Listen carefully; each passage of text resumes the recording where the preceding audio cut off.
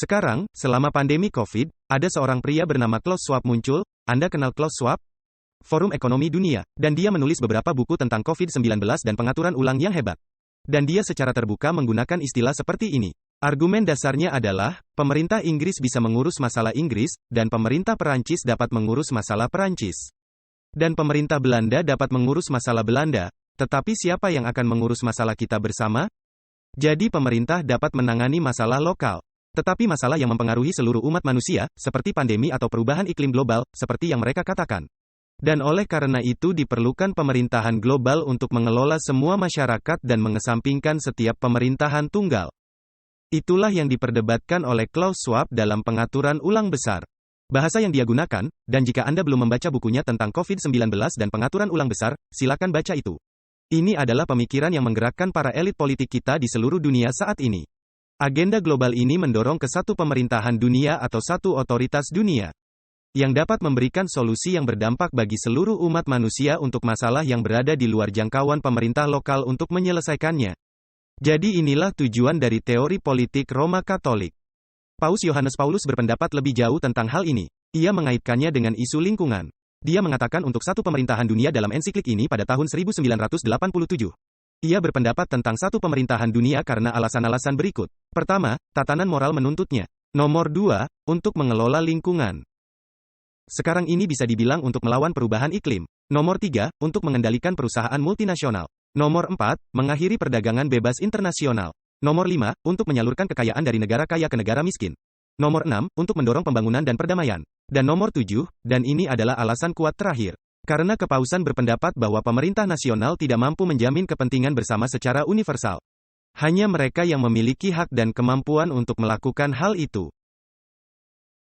Jadi, lain kali jika Anda berkendara melewati gereja Katolik, Anda perlu memikirkan hal ini. Dan ada jiwa-jiwa yang dikasihi di dalam gereja-gereja Katolik yang mengasihi Tuhan dan pesan Yesus kepada mereka dalam Wahyu 18 ayat 2-3, keluarlah darinya, umatku. Mereka tetaplah umatnya, dan Allah memperhatikan orang-orang yang terjebak dalam sistem penindasan yang semena-mena ini.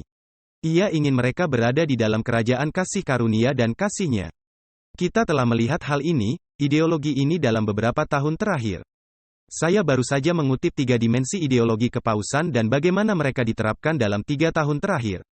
Klaim pertama adalah kepausan memiliki kewenangan sipil, agama dan ekonomi yang tidak dapat diragukan.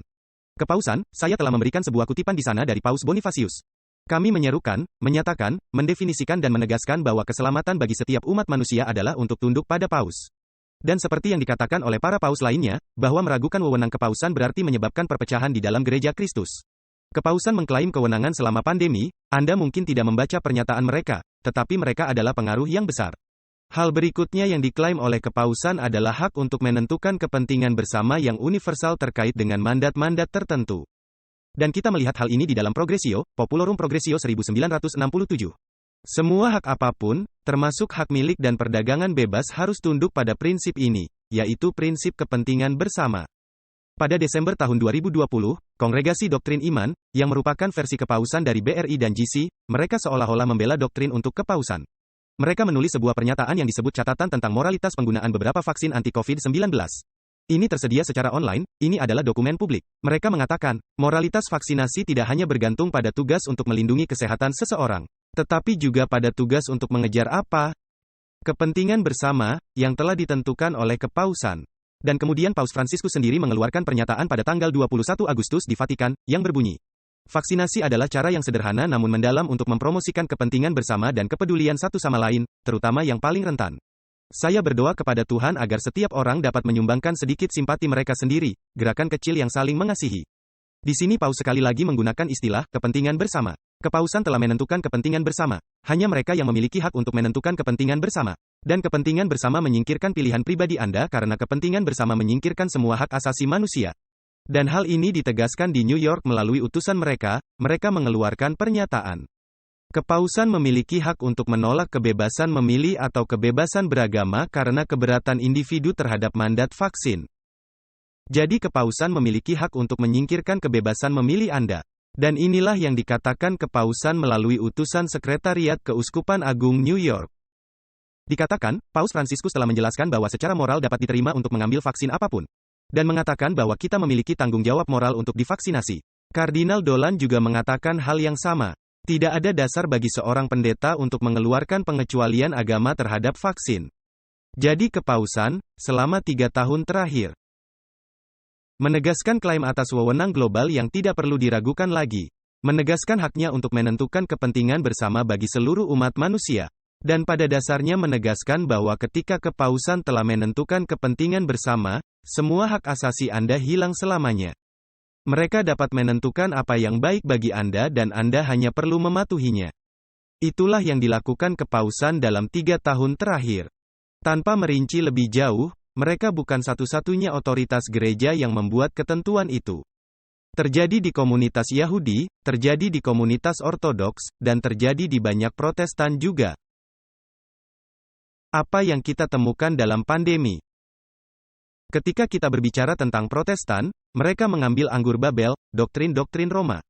Tetapi doktrin Roma yang nomor 1 adalah hak Roma untuk menentukan kepentingan bersama. Dan hampir semua denominasi Protestan setuju dengan hal itu. Jika Anda menerima bahwa Gereja Katolik memiliki hak untuk menentukan kepentingan bersama, yang menyingkirkan semua hak dan aturan serta hukum lainnya, maka Anda menerima bahwa jika kepausan mengatakan bahwa untuk kepentingan bersama kita beribadah pada hari Minggu, bukan hari Sabat, Anda harus menerima itu juga. Ada implikasi untuk menerima hak kepausan untuk menentukan kebaikan bersama. Kita perlu berpikir melampaui siklus berita sekarang dan berpikir serta menyadari bahwa perkataan memiliki makna. Perkataan memiliki konsekuensi. Keputusan yang terlihat tidak bersalah hari ini dapat memiliki konsekuensi yang sangat mengerikan di kemudian hari. Saya tidak hanya berbicara di sini, hal ini terjadi pada hampir semua denominasi Protestan besar. Dan kelompok-kelompok Ortodoks dan kelompok-kelompok Yahudi. Kita perlu berpikir dengan sangat hati-hati sebelum kita mulai berasumsi dan menggunakan istilah dengan bahasa kita sendiri. Yang berhubungan dengan kepentingan bersama atau kepentingan semua orang, menyingkirkan pilihan seseorang.